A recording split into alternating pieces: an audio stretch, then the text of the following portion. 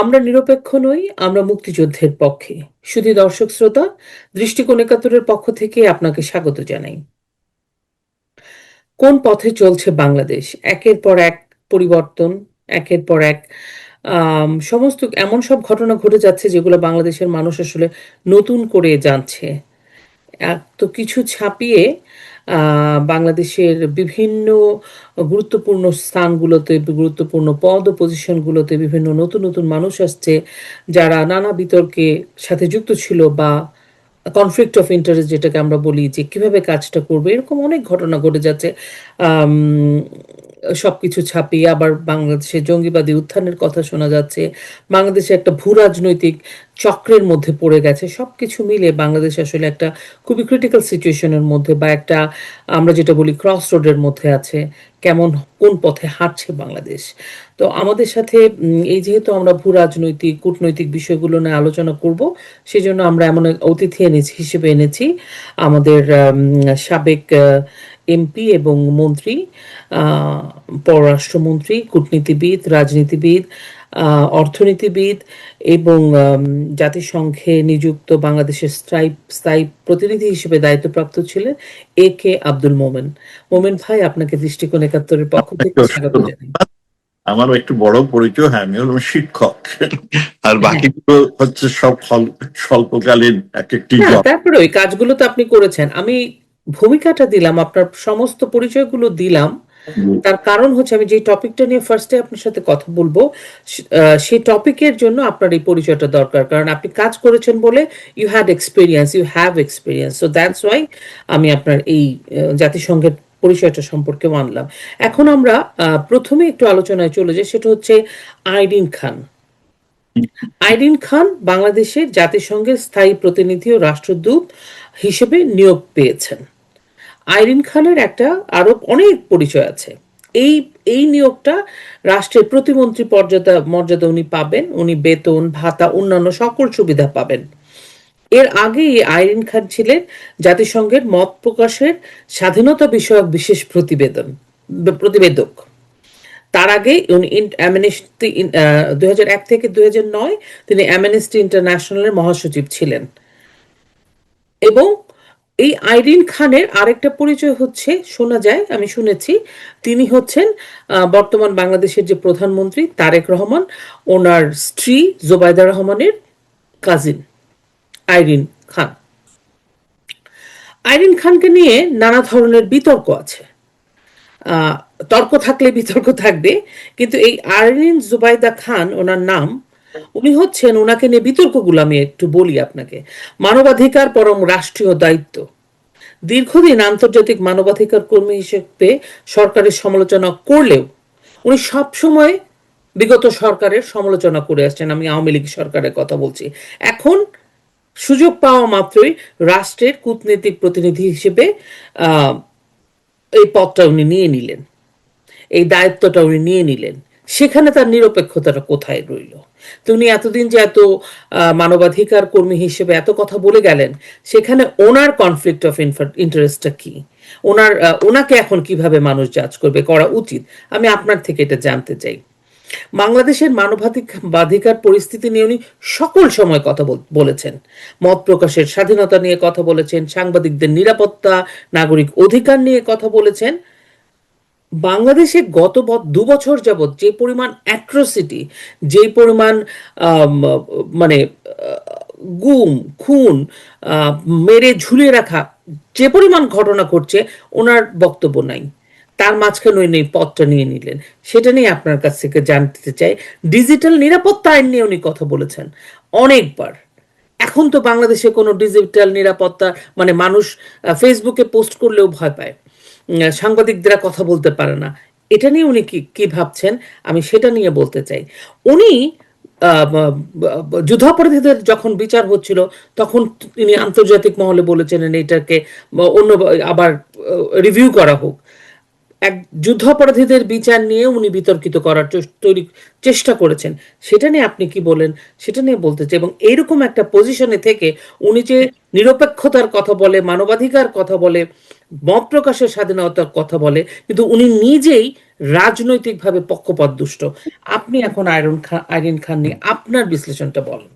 আমি মানে মানুষ প্রচলিত যা আছে ওনার অ্যাক্টিভিটিস এবং ওনার কাজ, সেটা নিয়ে আমি বললাম যেটা প্রচলিত আছে ওনার সম্পর্কে কথা। এবার আপনি বলেন। আমি আইরিন খানকে বহু বছর ধরে চিনি, জি 40 বছর। উনি যখন এইখানে ছাত্রী ছিলেন হার্ভার্ডে, তখন থেকে তাকে চিনি এবং মোটামুটি সবসময় ওর সাথে যোগাযোগ আছে। জি ইনার বর্তমান যে নিয়োগটা হয়েছে, আমি এই জন্য ওনাকে কংগ্রেচুলেশন জানাই।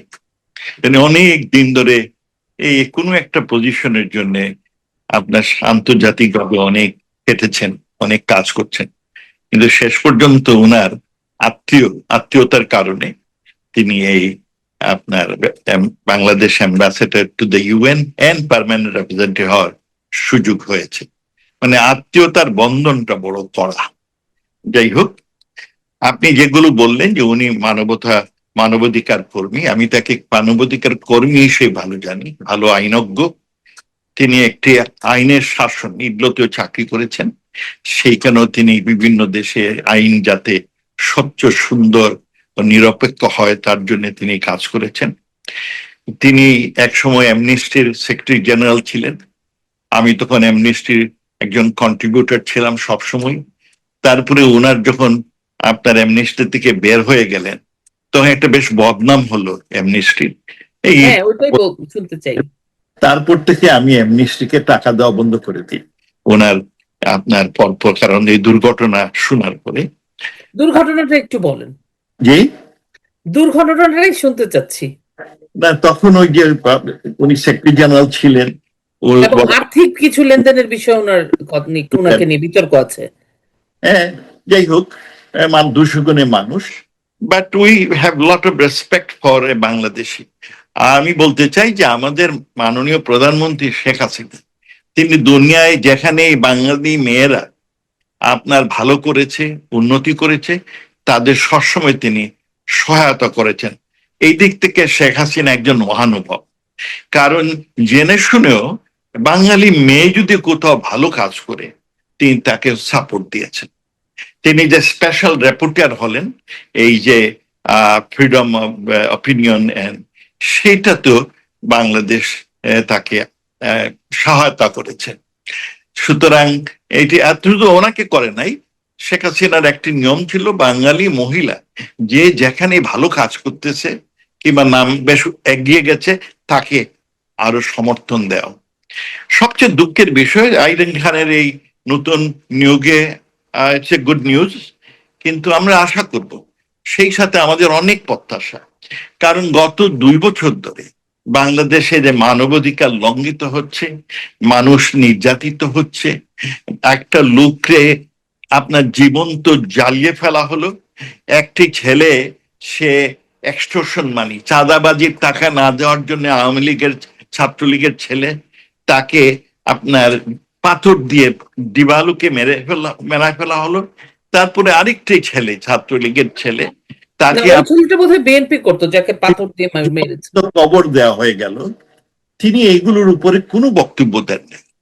তিনি যখন স্পেশাল র্যাপোর্টার ছিলেন, তখন চুন খুসলেই তিনি চিৎকার করে উঠতেন। তিনি আমাদের অনেক চিঠি দিয়েছেন। কোথায় তিনি এক তথ্য একবার দিলেন, ওনার সাথে আরো কিছু রিপোর্টারকে উনি, ইট ইজ হার ইনিশিয়েটিভ, যে 79 জন বাংলাদেশে আপনার গুম হয়েছে, এবং সেগুলো আমরা সেই তথ্য ওনাকে জানিয়েছি যে গুম যিনি বলেছেন অত হয় নাই। আমরা এর মধ্যে বড় 2টা গুমের আপনার খুব সেলিব্রিটি গুম, একটা হলো আমাদের ফরহাদ মাজহার, ও তো নিজেই অ্যাবসকন্ডেড হয়ে গেছিল নিজেকে। সেলিব্রিটি হচ্ছে কি আপনার রেজওয়ানার জামাই, যে অ্যাডভাইজার ছিলেন তিনার স্বামী, তিনি আবার আওয়ামী লীগের সাথে, কারণ তখন নসরুল হামিদের চাকনে চাকরি করেন। সুতরাং এইগুলো খুব প্রায়োরিটি ইস্যু, কিন্তু দেখা যায় গুমের পরে ওনাদের পাওয়া গেল। এবং তখন আমরা এই গুম সম্পর্কে একটু চিন্তা ভাবনা করলাম। দেখা যায় আমেরিকাতে প্রতি বছর প্রায় 6 লক্ষ লোক নিখোঁজ হয়। আমাদের দেশে কেউ নিখোঁজ হলেই এটা ধরে নেওয়া যায়, পশ্চিমা দেশ সাথে সাথে বলে এইটা গুম হয়েছে, সরকার বোধহয় তুলে নিয়েছে। কিন্তু এই দেশে যে আমেরিকাতে প্রতি বছর এভারেজ 6 লক্ষ লোক আপনার নিখোঁজ হয়, এর মধ্যে 1 লক্ষ আর পাওয়া যায় না। কিন্তু এদের এখানে কেউ এটার গুম বলে না, এটার বলে নিখোঁজ। আমাদের দেশে নিখোঁজ হলেই তাকে আপনার এই আমাদের কোনো কোনো দল, সুশীল সমাজ, ইনারা ইনক্লুডিং এই যে আমাদের মানবাধিকার কর্মী, তিনারা এগুলো গুম হিসাবে চিহ্নিত করেছেন।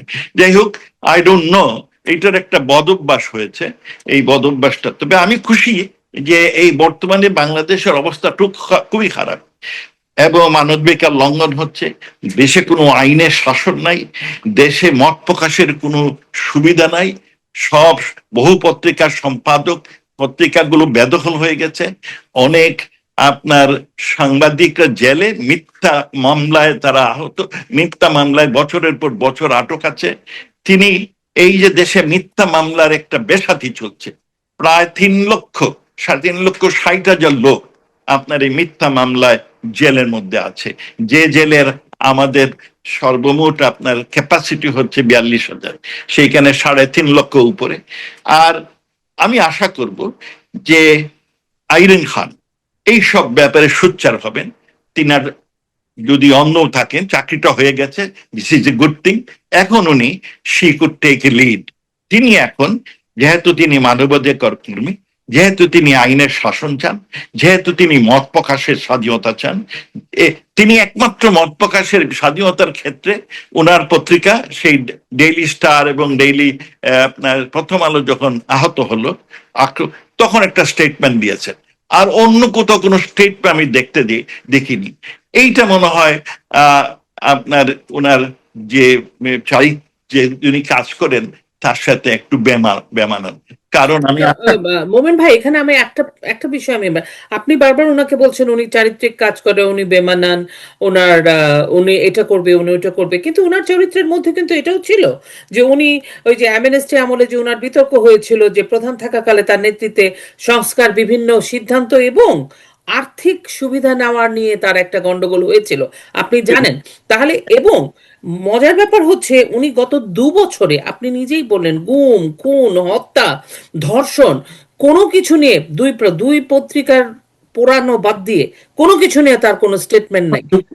হয়তো চাকরির আশায়, এখন চাকরি না না, এবং উনি চাকরিটা পেলেন জাস্ট বিকজ আমাদের কাছে যেটা মনে হচ্ছে, সাধারণ মানুষ বলছে she is a cousin of like miss Zubaida Rahman, Mrs, so মানে প্রাইম মিনিস্টারের আত্মীয়, এরকম একটা প্রসঙ্গ আসছে। তো এখন আমার কথা হচ্ছে যে এই মানুষটার গত 2 বছরে অ্যাক্টিভিটিস একদম কোয়াইট, মানে বাংলাদেশের সবচেয়ে 71-এর পরে সবচেয়ে ভয়াবহ অবস্থার মধ্যে বাংলাদেশ, কিন্তু কোনো কথা নাই। তাহলে আপনি কিভাবে আশা করেন যে এই মহিলা ভালো কিছু করবেন? আশা করি, কারণ চাকরিটা হয়ে গেছে এখন, কারণ উনি একটা রিকগনিশন চাচ্ছিলেন, এটা হয়েছে, এবং ওনার যারা সমর্থক সেই ডেইলি স্টার তারাও খুশি যে ওনার একটি আমার এখানে একটা বিষয়, আমি জাস্ট আপনার কাছে বিষয়টা জানতে চাই। ওনার রিকগনিশন হয়েছে, everything comes with a cost, আমি এটা মনে করি, রাইট? ওনার রিকগনিশনটা তো হলো এই সময়। হ্যাঁ, এখন যে কাজটা উনি করলে পরে আমরা আনন্দিত হব, সেইটি হলে এই বাংলাদেশে মানবাধিকার সমুন্নত রাখার জন্য বড় আপনার কি দিতে পারেন, স্ট্যান্ড নিতে পারেন। বাংলাদেশে বাক স্বাধীনতার জন্য তিনি একটা স্ট্যান্ড নিতে পারেন, বাংলাদেশে আইনের শাসন প্রতিষ্ঠায় স্ট্যান্ড নিতে পারেন। এই যে জাজগুলোকে ইলিগালি এবং উইদাউট ডিউ প্রসেস বাদ দেওয়া হলো, সেই ব্যাপারে তিনি একটা স্ট্যান্ড নিতে পারেন। এইগুলোর উপরে যদি স্ট্যান্ড নেন এবং সরকার যদি তিনার কথা না শুনে, আমি আশা করব তিনি তার পদবি থেকে পদত্যাগ করবেন। সেইটা যদি করেন, আর যদি স্ট্যান্ড নিয়ে অবস্থার উন্নতি করেন, that will be an achievement. আর যদি উন্নতি না করতে পারেন, I would expect from Irene যে উনি তাতে আপনার পদত্যাগ করে আপনার একটা আদর্শ সৃষ্টি করবেন। ওনার ওনার এই যে অ্যাপয়েন্টমেন্টটা হয়েছে খুব ভালো সময়, কারণ এখন বাংলাদেশের ভাবমূর্তি পৃথিবীর বড় তলানিতে, খুবই খারাপ অবস্থায়, মিথ্যাচার, বাটপারি, এইগুলি হচ্ছে এখন বাংলাদেশের আপনার পরিচয়। এই সময় ওনার নিয়োগটা হয়েছে এবং তিনি সেই নিয়োগটার মাধ্যমে দেশের কিছু যদি পরিবর্তন করতে পারেন, তাহলে এইটা হবে ওয়েলকাম ইনিশিয়েটিভ। আমি সেই আশা করব। Knowing her, I would expect যে তিনি একটা পজিশন নেবেন যাতে দেশে এই বাটপারি বন্ধ হয়, মানবাধিকার অবস্থা উন্নতি হয়, আইনের শাসন প্রতিষ্ঠা হয়, বাক স্বাধীনতা সৃষ্টি হয় এবং সকল দল ও মতের লোকের আপনার রাজনীতি করার এই যে অধিকার, জন্মগত অধিকার, সেইটা সম্বন্ধ। এই জন্য উনি হয়তো একটা, আমি আশা করবো উনি একটু স্টেটমেন্ট দিবেন যে বাংলাদেশের সকল দল মতের যতগুলো দল আছে তাদের উপর নিষেধাজ্ঞা প্রত্যাহার করে দেশে একটা সভ্য সমাজ ব্যবস্থা প্রতিষ্ঠার জন্য উনি একটা আহ্বান জানাবেন, আমি সেই প্রত্যাশা করব। আপনার এই আহ্বানের পরিপ্রেক্ষিতে আমি একটা, ওনার একটা, আমি জানি না এটা এটা কোথাও এসছে, অবশ্যই এটা সত্যিই হবে, কারণ এটা ফ্যাক্টে কভার করতে হবে, আমি করেছি বলেছে যে জানি জাতিসংঘের স্ট্যান্ডার্ড রুল ফলো করে এবং নিরপেক্ষ তদন্ত করে দেখেছে 1400 শিশুর মৃত্যু, 1400 মানুষের মৃত্যু হয়েছে তৎকালীন আওয়ামী লীগ সরকারের নির্দেশে। জাতিসংঘের কি স্বার্থ আছে আওয়ামী লীগের বিরুদ্ধে মিথ্যা বলার? আওয়ামী লীগের উচিত দোষ স্বীকার করে ক্ষমা চাওয়া, কিছু ঘটনায় আমরা দায়ী নই বলে পার পাওয়া যাবে না। আইরিন খান। দেখেন, জাতিসংঘ এই যে রিপোর্টটা বের করেছে বলতে, এক্স্যাক্টলি, হ্যাঁ, এইটা যদি আপনি জানেন, এইটা হলো যে তিনি যে পত্রিকার সাথে সম্পৃক্ত, এই আইরিন খান, এই ডেইলি স্টার, প্রথম আলো, আমি ডেইলি স্টার, প্রথম আলো, তারপরে সমকাল, এই তিনটা মেজর পত্রিকা, যে যখন জুলাই মাসে লোক মারা যেত প্রত্যেক দিন কয়জন মারা গেল তার হিসাবটা দিত। আমি সেইগুলো অ্যাড করে আপনার 16ই জুলাই থেকে 5ই অগাস্ট শেখ হাসিনার বিদায় পর্যন্ত সর্বমোট 329 জন মারা যায়, সর্বমোট 329 জন। আর শেখ হাসিনার বিদায়ের পরে আপনার 5ই জুলাই অগাস্টের থেকে 8ই অগাস্ট 328 জন মারা যায়। এগুলো প্রথম আলো, ডেইলি স্টার, এরা শেখ হাসিনার ভক্ত না, এরা এই তথ্যটা দিয়েছে এবং সেইগুলো দেখা যায় যে সর্বমোট 657 জন মারা গেছে। আর ইউএন এর প্রাথমিক রিপোর্টে বলেছিল 650 জন মারা গেছে। আর সরকারের যে তিনি ইউনূস সরকারের হেলথ ডিভিশন, তারা বলেছিল 834 জন। সেই 834 জন সব লোক আপনার 1 জুলাই থেকে আপনার 15ই অগাস্ট পর্যন্ত 834, এর মধ্যে অ্যাক্সিডেন্টে মারা গেছে, সাপর কামড়ে মারা গেছে, পানিতে পড়ে মারা গেছে, নর্মাল মৃত্যু হয়েছে। এই 834 জনের মধ্যে আবার এক পর্যায়ে 52 জন দেখা যায় জীবিত আছে, আরেক পর্যায়ে 21 জন তারাও জীবিত আছে। এখনো সময় সময় ওই কিছু কিছু জীবিত বের হয়ে আসে। সুতরাং এই যে তথ্য, না, আপনিও বলেছিলেন যে, শেষ করি, বলকার তুক সাহেব, ইউনূস সাহেব একটা বলকার তুকের সাথে সাক্ষাৎ করে উনি একটা আহামরি 1500 কথা বলে ফেললেন। আমার ধারণা উনি 1500টা উনার মাথায় কিভাবে আসলো। উনার মাথায় এসেছে এর আগে আপনি জানেন যে হামাস আপনার ইসরায়েলে আক্রমণ করে, সেই আক্রমণে প্রথম ইসরায়েল বলেছিল যে 1500 লোক মারা গেছে। পরবর্তীতে ইসরায়েল বলল যে না, 1226 জন মারা গেছে আর 230 জন, এই 1500 মতো হয়, 230 জন ওরা কিডন্যাপ করে নিয়ে গেছে। এর আগে আপনার এক সময় সিরিয়াতে যখন কেমিক্যাল হয় জেলে, সেই জেলে 1400 লোক মারা যায়। এবং মুয়াম্মার গাদ্দাফি, লিবিয়াতে গাদ্দাফির মৃত্যুর সময় আন্দোলন যেটা হয়, সেইখানে ইউএন এর রিপোর্ট বলে যে 1400 জন লোক মারা গেছে। একই অবস্থায় আপনার সাদ্দামের এখানে বলেছে যে সাদ্দাম 1400 লোক। ইউনূস সাহেব বিদেশি পত্রপত্রিকা পড়েন, সেই প্রেক্ষিতে উনি হয়তো 1400 জায়গায় 1500 বলেছিলেন। পরে বুলকার তুক সাহেব ওনার সাথে আলাপ টালাপ করে আর উনার দল বল, কারণ ওনারা যে ন্যারেটিভটা তৈরি করেছেন এটা মোটামুটি আপনার তাজুল ইসলামের ন্যারেটিভ। আমি সেই ফ্যাক্ট ফাইন্ডিং মিশন, এখানে আরেকটু বলি যে ইউএনএ কে আমি এটা নিয়ে প্রশ্ন করেছি। ইউএন এর সেক্রেটারি জেনারেল আপনার স্টাফরা আমাকে বললেন যে আমরা এরপরে কমেন্ট করতে চাই না, কারণ ইউএন এর হাই কমিশনার সাহেব একটা পাবলিশ করেছেন। তবে এইটুকু বলি যে এইটা did not follow the UN reporting procedure. UN এর রিপোর্টের জন্য যে দরকার, এই জন্য এই ডকুমেন্টে কোথাও ইউএন এর কোনো নাম নাই। এইটা ঢাকাতে গুয়েন লুইস আর বোরকার তুক দুজনে বলে বলছে ইউএন এর রিপোর্ট, এটা ইউএন এর রিপোর্ট না, এইটা বোরকার তুক সাহেব ব্যক্তিগত রিপোর্ট। কারণ এই রিপোর্ট তৈরির জন্য কোনো রিজলিউশন হয়নি, তারা কোনো বাজেট চান নাই। এই রিপোর্ট যে ফ্যাক্ট ফাইন্ডিং মিশন পাঠালেন তার জন্য কোনো আলোচনা হয়নি, কোনো সদস্য রাষ্ট্রের সাথে এই নিয়ে আলাপ হয় নাই। এইটা বোলকার তুক সাহেব কেউ টাকা দিয়েছে, ওই টাকা দিয়ে ওই লোকগুলো পাঠিয়েছেন, হয়তো ইউনূস সাহেবই দিয়েছেন, এবং তার মধ্যে এই জন্যে ইউএন আমাকে বলল যে আমরা এর উপরে কোনো কমেন্ট করতে চাই না, আপনি বলেন বুলকার তুর্কের অফিসে আপনার কন্ট্যাক্ট করে। আমি ওনাকে করেছি, উনি কোনো উত্তর দেন নাই। এটা বুলকার তুর্কের রিপোর্ট, এটা ইউএন এর।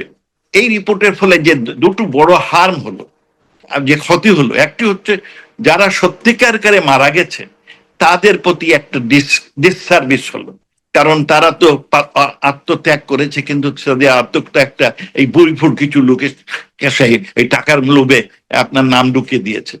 আরেকটা হলো ইউএনটাকে কন্ট্রোভার্সিয়াল করা হলো, ইউএন এর রিপোর্টটা এখন কন্ট্রোভার্সিয়াল, গ্রহণযোগ্য নয়। এ দুটো ক্ষতি।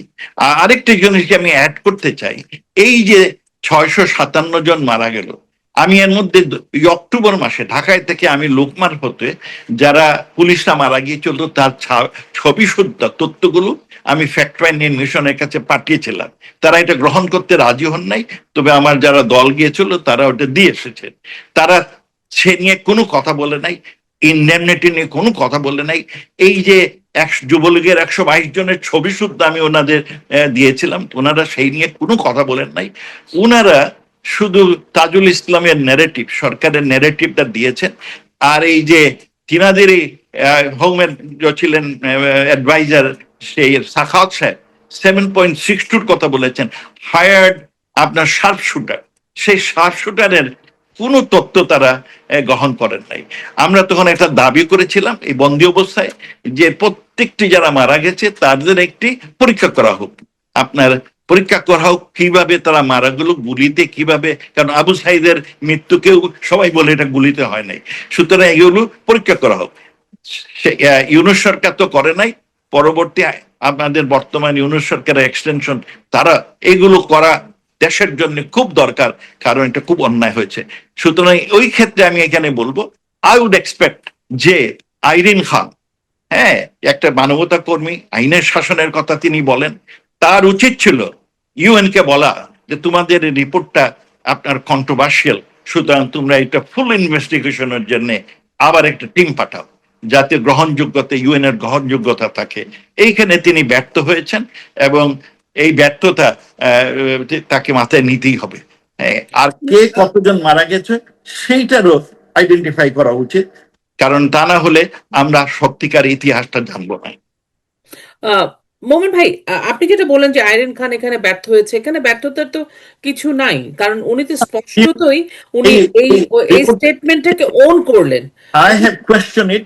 She could একটা special reporter, she could question it. উনি সবসময় 13 জনকে, উনি ছাড়া আরো 10 জন 12 জন রিপোর্টারকে নিয়ে উনি চিঠি লিখেন, আমাকে অনেক চিঠি লিখেছেন, আমি তার উত্তরও দিয়েছি, কিন্তু উত্তর দেওয়ার পরে তিনারা আবার এর কোনো রেসপন্ড করেন নাই কখনো। তিনারা একটা অভিযোগ করেছেন, আমরা অভিযোগের প্রেক্ষিতে ওনাদের উত্তর দিয়েছে, কিন্তু উত্তর দেওয়ার পরে ওনারা কিন্তু আর রেসপন্ড করেন নাই। But I must tell you something very interesting. আমি উত্তর দিয়েছি মাইলাম, অ্যাম্বাসেডার মাইলামকে। মাইলাম উত্তর দিয়েছে, বলছে যে আমার কাছে যে তথ্য আসছে সেই প্রেক্ষিতে আমি এই কথা চিন্তা করেছি, আপনি যে তথ্য দিয়েছেন এটা আমি আই টেক ইনটু কনসিডারেশন। কিন্তু আপনার এই 13 জন স্পেশাল রিপোর্টার আমাকে যে চিঠি দিয়েছেন, যে ফরেন মিনিস্টার, আমি যেগুলো ওনাদের উত্তর দিয়েছি, তিনারা কিন্তু কখনো উত্তরের প্রেক্ষিতে কোনো রেসপন্ড করেন নাই। That's very sad story. এটা কোন ঘটনার পরিপ্রেক্ষিতে বলছেন? এটা আপনার একটা হলো দেশে গুম হয়েছে, তারা একটা তথ্য দিলেন যে 79 জন গুম হয়েছে। আমরা এটা হিসাব নিকাশ করে দেখলাম যে এর মধ্যে আপনার 35 জন নিজেদের বাড়িঘরের শান্তিতে আছে, কোনো অসুবিধা নেই, 25 জন এক্সক্যাম্পিং ফ্রম জাস্টিস, তারপরে কয়েকজন সম্পর্কে আমরা জানি না, যেতে যেমন ইলিয়াস আলিয়া, এগুলো গুম হয়েছে, মারা গেছে কি, এগুলো আমরা জানি না, কারণ এটা বেশ আগে, আমি বাংলাদেশ যাওয়ার আগে হয়েছে। হয়তো হয়তো কেউ কেউ গুম হইতেও পারে, we don't deny that, but আমরা এর কোনো পাইনি। কিন্তু আমরা ওই যে ওনারা যে বক্তব্য দিয়েছিলেন তার প্রেক্ষিতে যখন রেসপন্ড করলাম যে এই লোকগুলো সব বাড়িতে নিশ্চিন্তে আছে, 2 জন ভারতীয় লোক, তারা ভারতে গিয়ে শান্তিতে সংসার করছে, আর এই লোক যাদের ওনারা গুম বলছেন এরা এখন ইলেকশনেও দাঁড়াচ্ছে। আর এইটা দিয়ে একটা তথ্য পুলিশ আমাদের দিয়েছিল, তখন আমরা রেসপন্ড করি এবং দেখা যায় যে আপনার অধিকাংশ লোক প্রায় 25 জন, ওই 79 25 জন হচ্ছে গিয়ে আপনার এরা হলো এই অ্যাবসকন্ডিং ফ্রম জাস্টিস। এর মধ্যে আমাদের সালাউদ্দিন সাহেব একজন, উনি ইন্ডিয়াতে গিয়েছিলেন, আটকে ছিলেন। তো যাই হোক, এরকম ছিল তথ্যগুলো পুলিশের কাছ থেকে। আর এইগুলো নিয়ে আমাদের তুলি, ওদের যাই নিখোঁজ হয়ে তার ছবি তুলে সে একটা বড় সবসময় কি করতেন, ডিমনস্ট্রেশন করতেন। We have nothing against it. যদি সত্যি সত্যি কেউ গুম হয় মানে বেআইনি ভাবে, এটা তো বিচার হওয়া উচিত। We don't want any extra judicial killing. কিন্তু যে জিনিসটা আমি বলতে চাচ্ছি, বাংলাদেশে কেউ নিখোঁজ হলেই তাকে বলা হয় যে গুম, আর অন্যান্য জায়গায় নিখোঁজ হলে নিখোঁজ, গুম হলে গুম। কিন্তু আমাদের দেশের ডেফিনেশনটা একটু দুর্বল। আমার কাছে মনে হয় আমাদের দেশের ডেফিনেশন না, এখন যে ঘটনা ঘটছে, এখন যে গুম খুন হত্যা বর্বরতা চলছে, তাতে করে আমার কাছে মনে হয় শুধু আওয়ামী লীগ গভর্নমেন্ট থাকলেই বোধহয় নিখোঁজটা গুম হয়ে যায়, গুমটা মিথ্যা একটা নাম্বার হয়ে যায়, মানে Yeah. নানা কিছু। আমার যেটা প্রশ্ন আপনার কাছে জানতে চাই, অবস্থার দৃষ্টিতে তাই মনে হচ্ছে। অবস্থা দৃশ্য মানে ইটস এভিডেন্ট আর কি। আমি যেটা আপনাকে বলতে চাই, কারণে বোধ হয় আমাদের যে কিছু সুশীল সমাজ আছেন, কিছু সকল সিভিল সোসাইটি লিডার, আপনি দেখবেন আমাদের যতগুলো সিভিল সোসাইটি এনজিও লিডার, তারা প্রত্যেকেই পক্ষপাত এবং কোনো একটা বিশেষ দলের তারা সমর্থন কোনো অসুবিধা নাই, কিন্তু তারা মিথ্যাকে সত্য বলে প্রকাশ করেন। এগুলো খুব দুঃখজনক। তাতে হয় কি, আমার যেটা হলো, মানে দেশটা তো সবার, দেশের যদি উন্নয়ন চান তাহলে we should be more objective and fair. আমি আশা করব, আপনি আইরিন সম্পর্কে বলেছেন, আমি আইরিনকে একটা চিঠি লিখবো, এখন লেখার সময় পাই নাই, যে আইরিন, তোমাকে আমি অত বছর ধরে চিনি, তুমি একটা ভালো পরিবারের মেয়ে। দেখেন, আইরিন সারা জীবন ইংল্যান্ডে ছিলেন, ওনার 2টা নাগরিকত্ব বলে জানি। হ্যাঁ, একটি হচ্ছে ব্রিটিশ আর একটি হচ্ছে আপনার সুইজারল্যান্ডের। হ্যাঁ, উনি হার্ভার্ডে পড়তেন, ওনার আপনার ছোটবেলায় বিদেশে চলে গেছেন, এবং কখনো উনি বাংলাদেশের পাসপোর্ট নিয়েছেন কিনা আমি জানি না। I don't think she is ever taken it. হ্যাঁ, but she is a spirited lady. সঙ্গে আশা করব যে তিনি, তবে আমরা আশা করেছিলাম ইউনুস সাহেবের কেন্দ্রে, যে ইউনুস সাহেব এরকম একটা celebrity, Irene is a celebrity. আমরা আশা করেছিলাম ইউনুস সাহেবের মতো একটা সেলিব্রিটি ভালো কাজ করবেন, কিন্তু দেশটাকে রসাতলে ধ্বংস করে দিয়ে গেছেন, 50 বছর পিছিয়ে দিয়েছেন। আমি আশা করব আইরিন সেই পথ অবলম্বন করবে না, সে ভালো কাজ করবে। আহ, আমি সবসময় আশাবাদী। এটা ভালো। আমি যেটা বলতে চাই যে আপনি আইরিন খান সম্পর্কে বলেছেন, তবে আইরিন খান যে পক্ষপাতিত্ব আপনি যেটা বলেছেন, উনি আমিও জানি যে উনি 2টা দেশের নাগরিকত্ব নিয়ে আছে ওনার, সুইজারল্যান্ড এবং ব্রিটিশ, এবং তিনি পড়াশোনা করেছেন ব্রিটেনে এবং হার্ভার্ডে পড়াশোনা করেছেন। তিনি থ্রু আউট পুরোটা সময় তার বাইরে কেটেছে, কিন্তু ওনাকে দেখা গেছে প্রত্যেকটা সময় উনি মানবাধিকার কর্মী, মানবাধিকার নিয়ে কথা বলেছেন। পার্টিকুলার ওনার মানবাধিকারের বিষয়ে যে ওনার সোচ্চার হওয়া, সেটা ওনার আমার কাছে পার্টিজান মনে হয়েছে। এখন এটা বিচার বিশ্লেষণ আপনারা করবেন। হ্যাঁ, মানে এটা আপনি একজন হয়ে থাকেন, সেই থেকে তিনি নিজেকে কিভাবে উনি করবেন, কারণ উনি নিজে এই যে ওনার পজিশন, এবং পজিশনটা পাওয়ার পরে আরিন খানের যে বক্তব্যটা দেখলাম, উনি বলেন আওয়ামী লীগকে ক্ষমা চাইতে হবে, জাতিসংঘ কেন আওয়ামী লীগের বিরুদ্ধে বলবে। কারণ আপনি আবার বলতেছেন এটা ভলকার টুর্কের মানে ফাইল, এটা একটা ব্যক্তিগত রিপোর্ট। সো জাতিসংঘ চুপ করে আছে এখানে।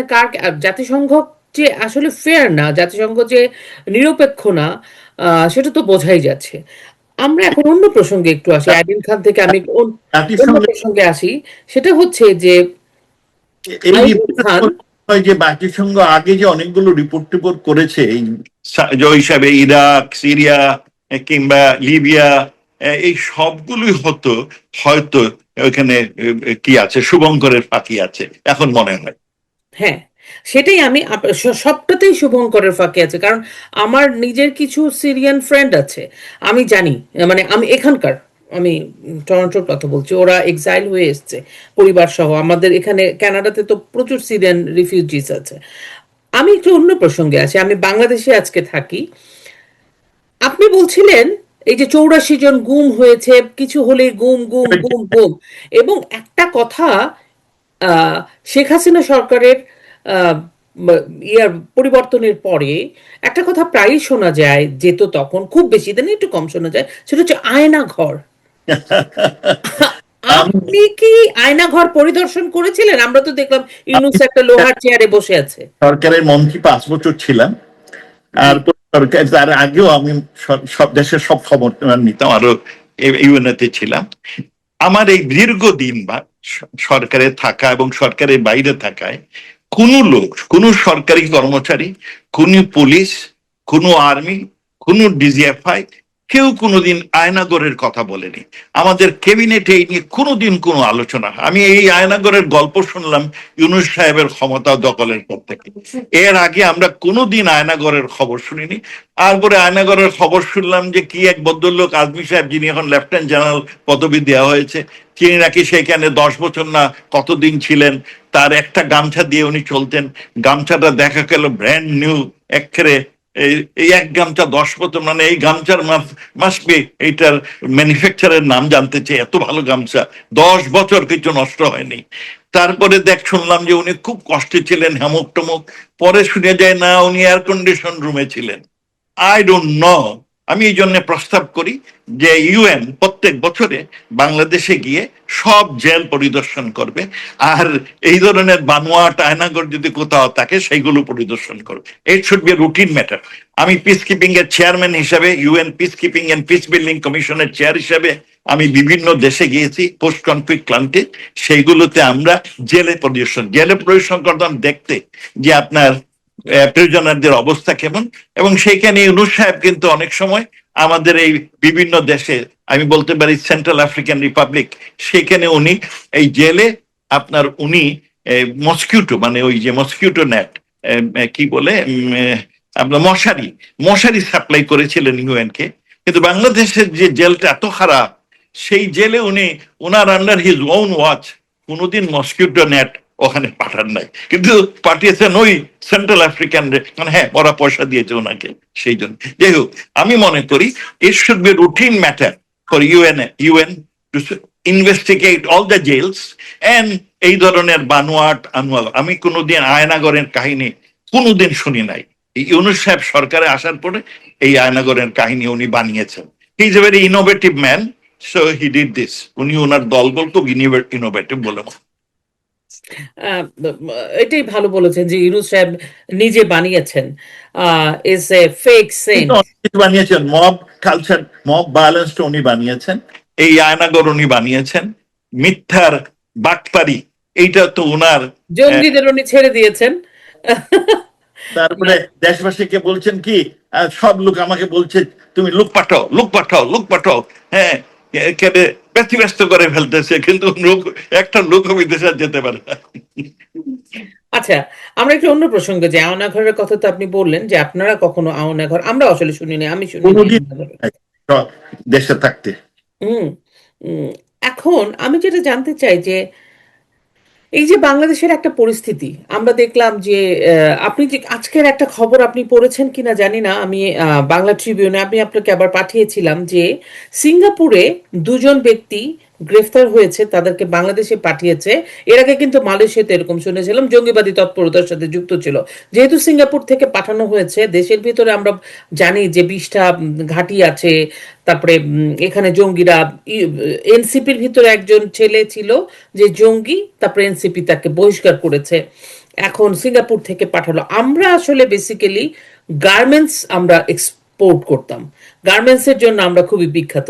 এখন কি আমরা জঙ্গি এক্সপোর্ট করছি? বিভিন্ন দেশে দেশে জঙ্গি পাওয়া যাচ্ছে, ভেতরে দেশের ভেতরে জঙ্গি পাওয়া যাচ্ছে, আমাদের কলকারখানা পুরে এখন জঙ্গি উৎপাদন।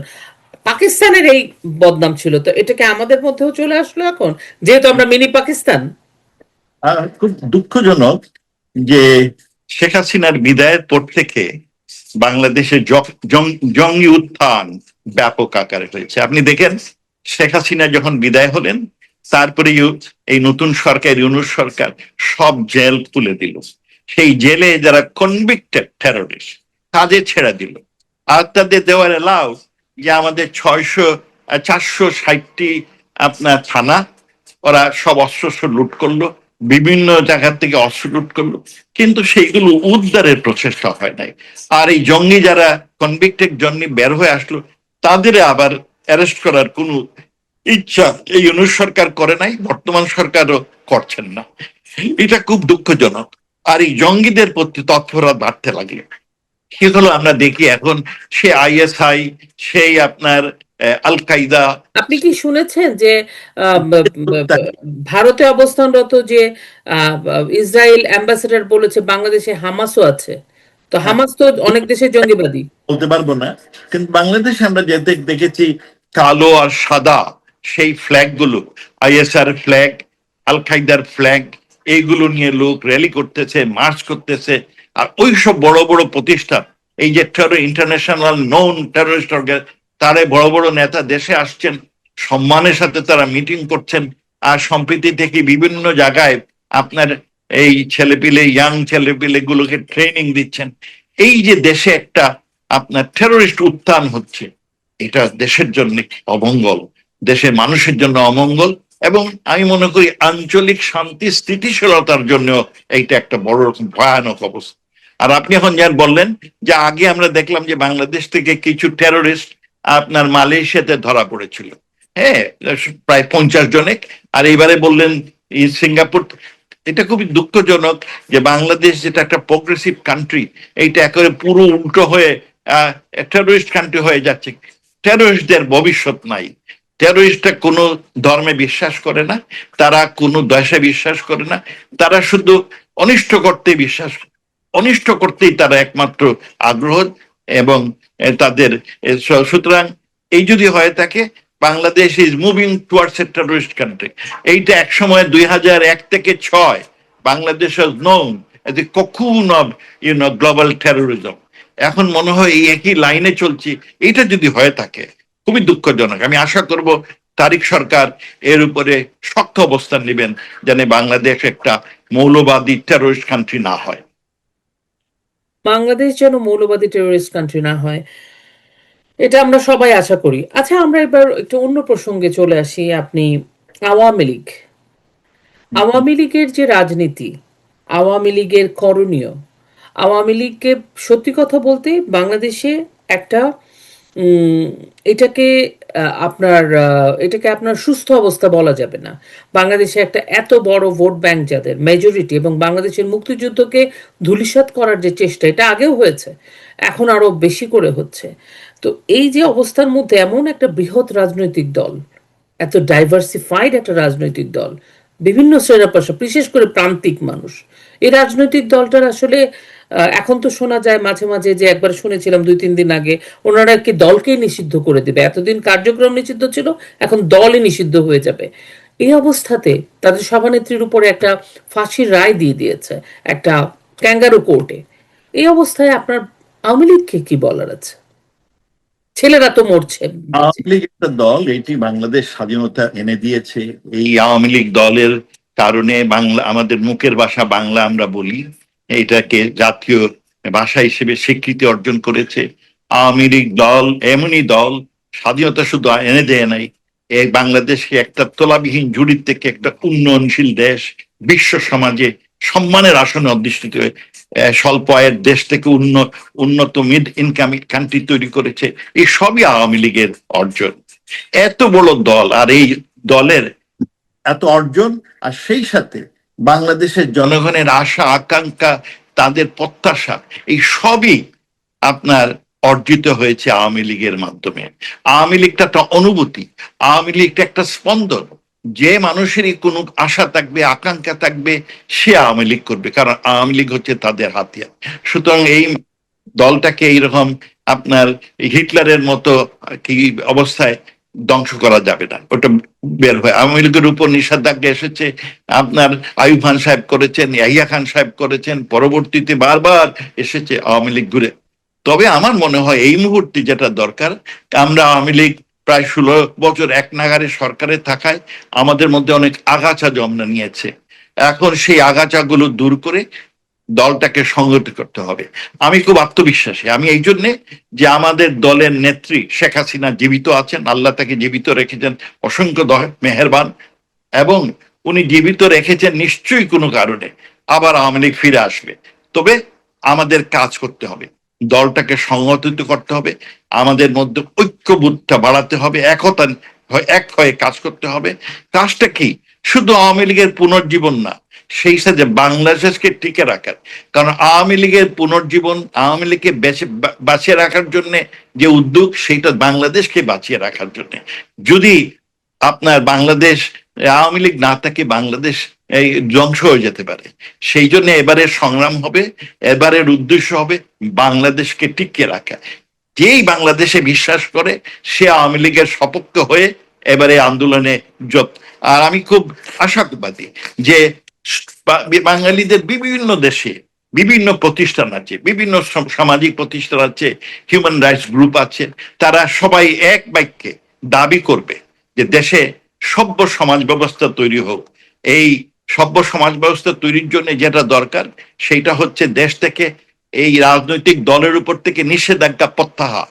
দুই, যত মিথ্যা মামলা সেইগুলো প্রত্যাহার। আমি আশা করব আইরিন খান, তিনি সবসময় আইনের কথা বলেন, তিনি জোর দাবি তুলবেন সব মিথ্যা মামলা, সেটা বিএনপির উপর হোক, আওয়ামী লীগের হোক, জাতীয় পার্টির উপর, যা দলের উপর হোক, সব মিথ্যা মামলা প্রত্যাহার, নিঃশর্তে মিথ্যা মামলা।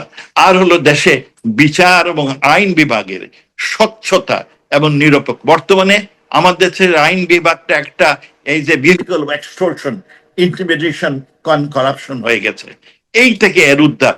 আমি মনে করি সব বাঙালি যে যেখানে থাকুক, যে দলের যে মত থাকে, তাদের একটি বড় রকমের জোর আবেদন হবে যে, এবং উদ্দেশ্য হবে যে আমাদের দেশে সকল ধর্ম বর্ণ দল প্রত্যেকের উপর থেকে নিষেধাজ্ঞা প্রত্যাহার, দ্বিতীয়ত মিথ্যা মামলা প্রত্যাহার, তৃতীয়ত বিচার এবং আইন বিভাগের স্বচ্ছতা এবং নিরপেক্ষতা নিশ্চিত করেন। এগুলো করলে পরে আপনার দেশ বেঁচে থাকবে, আপনার দেশ ধ্বংস হয়ে যেতে পারে। এই জন্য আমি আপনার মাধ্যমে সকল লোক এবং প্রতিষ্ঠানকে বলি, আপনারা আপনাদের অবস্থান থেকে এই দাবিগুলো তোলেন। এইটা আওয়ামী লীগের দাবি না, এইটা দেশবাসীর দাবি। কারণ এইগুলো না হলে, যদি আইনের ব্যবস্থা না থাকে, তাহলে মব ভায়োলেন্স হবে, তাহলে আপনার এই মৌলবাদী সন্ত্রাসী তৎপরতা বাড়বে, কারো জীবন মান সম্পত্তি কিছুই নিশ্চিত আপনার সেফ থাকবে না, সিকিউর থাকবে না। এইটা একটা দেশ হবে না, এটা একটা জঙ্গল কান্ট্রি হয়ে যাবে। এবং তারিক জিয়া শুড আন্ডারস্ট্যান্ড ইট। যত তাড়াতাড়ি তিনি এটা বুঝবেন, ততই তিনার জন্য দেশের জন্য মঙ্গল বলে আমি মনে করি। আর আপনি যে ভয় পাচ্ছেন, আমি আরেকটা কাজ করা, 2001 সালে একটি কন্ট্রোভার্সিয়াল ইলেকশনে, কারচুপি ইলেকশনে আওয়ামী লীগ হারে, কিন্তু হারার পরে ভালো হয়েছিল। এরপরে আওয়ামী লীগ চিন্তা ভাবনা করে যে আগামীতে যদি কোনোদিন আওয়ামী লীগ সরকারে আসে তাহলে কি কাজ করবে, তখন তারা এই চিন্তা ভাবনা করে দিন বদলের সনদ তৈরি করেছে। আমার মনে হয় এখন এই দুর্দিনের সময় আওয়ামী লীগ চিন্তা ভাবনা করা উচিত। আওয়ামী লীগের সবচেয়ে বড় শক্তি হচ্ছে জনগণ। জনগণের কাছে ক্ষমতায়ন কিভাবে আপনার দেওয়া যায়, তাদের কিভাবে সম্পৃক্ত করা যায়, দেশ থেকে একানাগত্যের সব রকম চাবিকাঠি দূর করা যায়, সেই নিয়ে চিন্তা ভাবনা করা উচিত এবং সেই নিয়ে প্রোগ্রাম চালু করা দরকার। অনেক ধন্যবাদ। আমরা একদম শেষের দিকে চলে এসেছি। আমি এবার একটা একটু মানে আপনার জন্য অকওয়ার্ড হতে পারে এরকম একটা প্রশ্ন করব। এই মানে সমালোচনাটা আপনাকে এবং আপনাদের মতো যারা দেশ থেকে চলে গেছেন তাদের সবার প্রতি আছে। ফর এক্সাম্পল, আপনি, ওবায়দুল কাদের সাহেব, আপনারা যখন গেছেন, আপনারা যখন এসকেপ করলেন, আপনারা যখন দেশটা ছেড়ে চলে গেলেন, যাওয়ার পরে আপনি এক্সপ্লেইন করেছেন যে কিভাবে আপনি দেশ ছেড়েছেন, কোন পরিস্থিতিতে, কিরকম ভাবে হাইড আউটে ছিলেন, খুঁটিনাটি বলেছেন। As well as Obaidul Quader সাহেব বলেছে বাথরুমে আটকে ছিলেন, এই ছিলেন, ওই ছিলেন। একজন নেতা হিসেবে আপনি তো একজন রাজনৈতিক দলের নেতা, রাজনীতিবিদও, এবং একজন মন্ত্রী ছিলেন। এটা নিয়ে সবাই বলে যে এইভাবে হাইড আউটে থাকা এবং সেটাকে এক্সপ্লেইন করা, এটা মানে বাংলাদেশে যারা আছে তৃণমূলের এবং রাজনীতিবিদ এবং যারা সাধারণ মানুষ, তাদের মধ্যে একটা বিরূপ প্রতিক্রিয়া ফেলেছে। এবং এটা খুবই শোভন নয় যে আমার পালিয়ে যাওয়াটা এরকম। পালিয়ে যাওয়াকে কেউ ভেবে বলে না, ওনারা বলে পালিয়ে যাওয়া, বেঁচে যেভাবেই যান। তো এটাকে আপনি কিভাবে জাস্টিফাই করবেন? আপনাকে দুটো দিন বলি। আমরা তো ভয়ে পালিয়েছি, কারণ সন্ত্রাসীর ভয়ে আমরা পালিয়েছি, বহু কষ্টে পালিয়েছি। আমি আমার পালানোর কাহিনী বলতে চাই নাই, কিন্তু সম্প্রতিকালে আমি পালিয়ে যাওয়ার পরে দেশের যে এই অরাজকতা, তার উপর আমি একটা প্রথম রিপোর্ট তৈরি করি। এটা আপনাদের কাছে দিয়েছি গত বছরের জুলাইয়ের 10 তারিখে। সেইখানে ইউনূস সরকারের রাজত্বে কি কি হয়েছে এবং একটা কম্পারেটিভ অ্যানালিসিস দিয়ে দেবে, অবজেক্টিভ। এগুলো কোনোটা বানোয়াট গল্প না, এগুলো সব পাবলিশ রিপোর্ট থেকে তো সংগ্রহ করে নাও। এরপরে এই বছরে আমি আরেকটা আপডেট দিয়েছি, সেখানে বলেছি যে এই রিপোর্টটা দিয়েছি যে বাংলাদেশ একটা ক্রস রোড, হ্যাঁ, রিক্স, রিক্স আপনার অ্যান্ড পাথ ফরওয়ার্ড। এইগুলো দেওয়ার পরে আমি কিছু বিদেশি লোকের কাছে পৌঁছিয়েছি আমার রিপোর্টটা। তারা বলছেন যে আপনি যে বাংলাদেশে আমি কিভাবে এসকেপ করলেন সেইটা একটু অ্যাড করলে পরে আপনার রিপোর্টের সাথে আমরা সেইটা নিয়ে কাজ করতে পারবো। সেই কারণে আমি আমার এই স্কেপের কাহিনীটা কঠিন কাহিনী, এবং এইটা অনেকে মনে করেন এটা দিয়ে একটা সিনেমা হতে পারে, যে এই জন্য লিখেছি। নাও, আমার তৃণমূলের লোকের সাথে প্রত্যেক দিনই আলাপ হয়, ঘন্টার পর ঘন্টা। তারাও, তৃণমূলের অনেক লোকও বাইরে বেরিয়ে আসছেন, যারা আসতে পারেন নাই তারা দেশে আছেন, কষ্টে আছেন, এবং তারা আমরা যে বিদেশে এসে তাদের সহায়তা উৎসাহ দিতে পারছি, সেই জন্য তারা খুব আনন্দে। কিছু লোক মনে করেন যে আমরা গিয়ে দেশে অ্যারেস্ট হয়ে গেলে খুব খুব ভালো, তাহলে আর আওয়ামী লীগ সপক্ষে কেউ কথা বলার লোক থাকবে। এইটা কোনো কোনো লোকের মতলব আছে। হ্যাঁ, এগুলো বুঝতে হবে যে কোন দৃষ্টিকোণ থেকে কে কি বলছে। কিন্তু বাই এন্ড লার্জ তৃণমূলের লোক আশা করে যে আমরা স্বদেশে ফিরব, এবং এই তাদের কথা বক্তব্য প্রকাশ করার জন্য আমাদের মতো কিছু লোক থাকা দরকার, স্বদেশে বিদেশে সব জায়গায়। আর আমরা প্রায় বলে থাকি আমাদের তৃণমূলের সাথে আলাপ করার সময় যে দেশে যে অঘটন হচ্ছে, অপকর্ম হচ্ছে, আপনার বিচারের নামে প্রহসন, সেইগুলো আপনার ছবিগুলো তুলেন, সেইগুলোর বক্তব্যগুলো তুলেন, আমাদের কাছে পাঠান, আমরা সেইগুলো দুনিয়াবাসীকে জানাবো। সেখানে আমাদের একটি দুর্বলতা, আমরা তত্ত্বগুলো পেলে সবই আমাদের বাংলা ভাষায় পাই, আর এইগুলো বিদেশিরা খুব দেখে টেকে না। এই জন্য বাংলাদেশে যে আইয়ামে জাহিলিয়াতের যুগ শুরু হয়েছে, এত অনিষ্ট হচ্ছে, এত অপকর্ম হচ্ছে, সেই সম্পর্কে বিদেশিদের জ্ঞান খুব সীমিত, কারণ আমরা সব বাংলায় লিখি। আর আগে আপনার এই আমাদের যারা এনজিও নেতারা ছিলেন, এই আদিলুর রহমান বলেন, আপনার বাকি এই ব্লাস্টার, এরা সাথে সাথে বাংলাদেশের খবরটা তারা বিদেশি এনজিও কে জানাতেন। এখন আমাদের আওয়ামী লীগের মধ্যে কোনো এনজিও ফেনজিও নাই, আর এর সাথে কোনো সম্পর্ক গড়ে ওঠেনি, তার ফলে আমরা কাউকে জানাইতে পারি না। এইটা আমার খুব খুব দুর্বলতা। এখন এই দুর্দিনে আমাদের সেই দুর্বলতা আস্তে আস্তে কাটায় উঠতে হবে, সময় লাগবে, ধৈর্যের কোনো বিকল্প নাই। আমাদের একটা পরীক্ষা এসেছে, এই পরীক্ষায় আমাদের অবশ্যই জয়লাভ করতে হবে, এবং জয়লাভের জন্য দুইটা জিনিস, একটা হলো ঐক্যমত, আর একটি হচ্ছে ধৈর্য। এই দুইটাই খুব বিশেষভাবে প্রয়োজন এই দুর্যোগ থেকে মুক্তির জন্য, দুটো খুব দরকার। আমাকে যদি বলেন, আমি কখনো বলি না যে পালিয়ে গেছে বা কেন আছে, বাইরে গেছে। আমার কাছে মনে হয়েছে যখন নাকি আপনি মানে জঙ্গি সন্ত্রাসী যে দেখলেই মেরে ফেলবে, বিচার যেখানে নাই সেখানে বেঁচে থাকাটা জরুরি, এটা আমি মনে করি। বেঁচে থেকে strength জীবন জি, বাঁচানোর পর রসুল নিজে, আমাদের নবী, জি। নিজে মক্কা থেকে হিজরত করেছিলেন ভয়ে। হ্যাঁ, সুতরাং we have a glaring example. So don't, আমরা এই জন্য লজ্জিত নই। একটা কোট আছে না, when you deal with a gentleman be a gentleman, when you face a bastard don't expect gentleman's fight. So we're in a situation, so এটা বলে আর কি, এটা একটা কোটও আছে যে আপনি মানে বাংলাদেশের এখন যে পরিস্থিতি, আপনি তো সন্ত্রাসীদের সাথে আপনি কিভাবে মোকাবেলা করবেন? কি হতো আমি বলি, আপনাকে ধরে নিয়ে যেত, ধরে নিয়ে প্রথম মব কিছু পিটাতো, তারপরে আপনার সরকার প্রত্যেক দিন মিডিয়ার সামনে আপনাকে প্যারেড করাতো, আর মিথ্যা ন্যারেটিভ দিত, আপনার বিরুদ্ধে একেবারে বানোয়াট অ্যাকুজিশন দিত। এই হলো বাংলাদেশের অবস্থা। আপনার বিরুদ্ধে কোনো ধরনের অভিযোগ ছাড়াই আপনাকে আন্ডারমাইন করা হতো, পাবলিকের সামনে মিডিয়া ট্রায়াল হতো। এইগুলো তো বাংলাদেশ।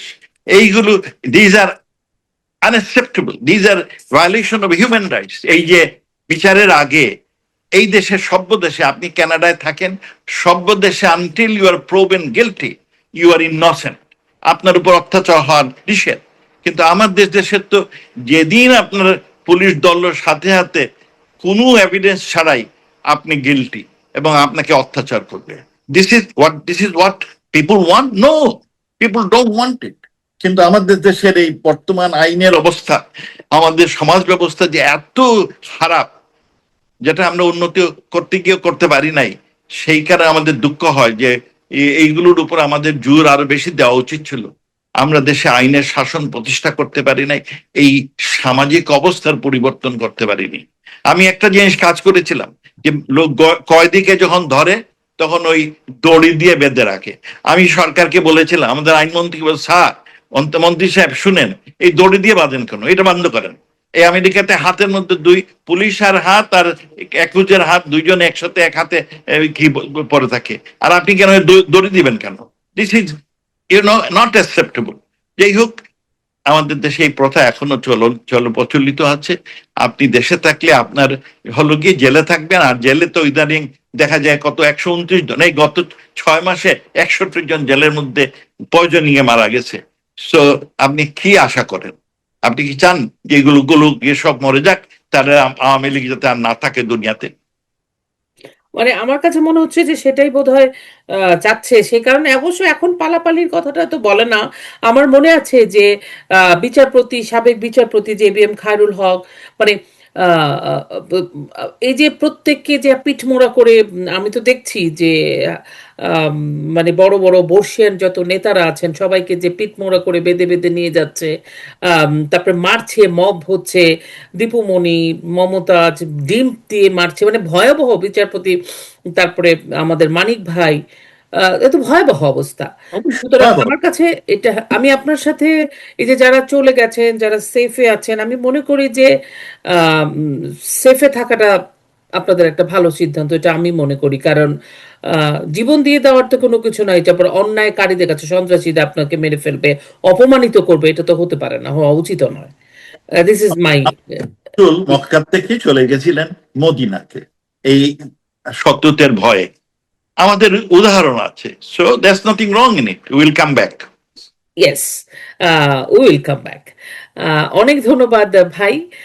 না মানে আমি শেষের প্রশ্নটা, আমি দুঃখিত আপনাকে যদি আমি হার্ট করে থাকি, ব্যক্তিগতভাবে আমি মনে করি আপনারা যেটা করেছেন একদম ঠিক করেছেন। এসবের জন্য কোনো, যা হচ্ছে সেটা আমি আমি খুব স্পষ্টবাদী লোক। জি। হ্যাঁ, এবং যা সত্যিকার সেটা বলি। আমার দলও অনেকে অপছন্দ করেন, কিন্তু যেটা সত্যি বলে যেটা কালোর কাক বলো, যেটা সাদা থেকে সাদা বলি, এটা সবসময় বলে আসছি। আর আল্লাহ এই অভ্যাস দিয়েছেন যদি মৃত্যুর আগ পর্যন্ত। আর আমার এখন কিছু বয়স হয় নাই, কারণ আমার তো গড়তে যাওয়ার সময় বয়স অনেক হয়েছে, আমার সাথে বহু বন্ধু বান্ধব চলে গেছে। হ্যাঁ, শুধু আমাকে যে এক্সট্রা টাইম দিয়েছেন গড, সেই জন্য I am thankful to him. হ্যাঁ, থ্যাঙ্কফুল টু দ্য গড। এবং আমি মনে করি যে আমার মৃত্যুর আগে আমার বহু পরিবারের লোকজন আমাকে বললেন, তুমি কথা বলো না, তোমার কলিগরা কথা বলে না, তারা চুপ করে লুকিয়ে আছে। আমি বলি, আমার তো আর কয়েকদিন বাকি, হ্যাঁ, কবরে যাওয়ার। সুতরাং যাওয়ার আগে I should do my responsibility. I feel it is an obligation on my part to speak for my people and for my country. অনেক ধন্যবাদ ভাই। আপনি সুস্থ থাকেন, আরো অনেক দিন আমাদের সাথে থাকেন, কাজ করেন। অবশ্যই আমরা সবাই একসাথে বাংলাদেশে ফিরবো, এরকমই চাই। অবশ্যই গড়তে যাওয়ার আপনার সময় হয়নি আপনার। আমি বিদেশে থাকি, তো বিদেশে 100 বছরের বয়সের মানুষেরা ড্রাইভ করে। সো যদি তাদের সব ঠিক থাকে, যোগ টোক, তো এটা কোনো ব্যাপার না। ছিলাম, জি। বড় শখ করে দেশে গিয়েছিলাম। আমেরিকাতে আমি 38 বছরের মতো ছিলাম, বড় শখ করে দেশে গেলাম যে বুড়ো বয়সটা দেশে কাটাবো। কিন্তু আল্লাহর বিচার, আমাকে বাধ্য হয়ে আবার বিদেশেই আসতে হলো। আমার ছেলে আবারও আমরা সবাই মিলেই দেশে যাব, দেশে থাকবেন অবশ্যই। অবশ্যই আমি এটা বিশ্বাস করি। দিন শেষে সত্যের জয় হবে। আপনি সুস্থ থাকবেন, ভালো থাকবেন, আবারও এরকম কথা বলবো আমরা। পথে, আমরা ন্যায়ের পথে, আমাদের জয় অবশ্যম্ভাবী। অবশ্যম্ভাবী। আহ শুধু দর্শক, আমি জানি আজকের আলোচনা সবসময় মতো আপনাদের ভালো লাগবে, এবং আমাদেরকে যেটা মোমেন ভাই বললেন, অনেকগুলো বিষয় বললেন। আহ, আহ, আহ, সবচেয়ে বড় কথা হচ্ছে যে আহ, মানুষকে যখন আমরা জাজ করি, মানুষকে যখন মানুষ সম্পর্কে যখন আমরা একটা কথা অনেক সময় শুনে শুনে বলে ফেলি, আমার মনে হয় আমি যখন একজন মানুষ সম্পর্কে একটা কথা বলবো, একটা কমেন্ট করব, তার আগে সেই মানুষটার সম্পর্কে আমি ব্যক্তিগতভাবে খোঁজ নিয়ে ব্যক্তিগতভাবে তার সিচুয়েশনটা জেনে কথা বলা উচিত।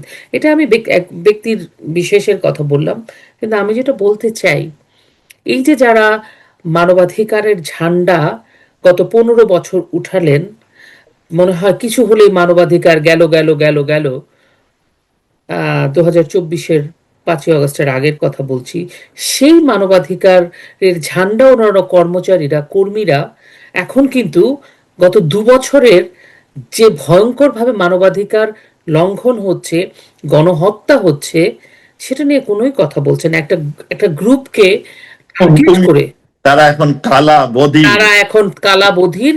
মজার ব্যাপার হচ্ছে সেই সকল মানবাধিকার ঝান্ডাধারী মানুষেরা প্রত্যেকেই গুরুত্বপূর্ণ সরকারের গুরুত্বপূর্ণ দেশি এবং বিদেশি সংস্থার মধ্যে কাজ পেয়ে যাচ্ছেন। এটা খুবই আইরনি। তো এটা কি কি না অন্য কিছু? সেটাই। তো আপনারা সবাই ভাবুন, ভাবা প্র্যাকটিস করুন। ভাবা প্র্যাকটিস করাটা বোধহয় জরুরি। আপনার জন্য, আমার জন্য, আমাদের বাংলাদেশের জন্য, আপনার আমার ভবিষ্যৎ প্রজন্মের জন্য। আপনারা সবাই ভালো থাকবেন। আপনাদের জন্য শুভকামনা জানাই। বাড়ির কন্যা শিশুটির দিকে খেয়াল রাখবেন। সবাইকে আবারও শুভকামনা। জয় বাংলা, জয় বঙ্গবন্ধু।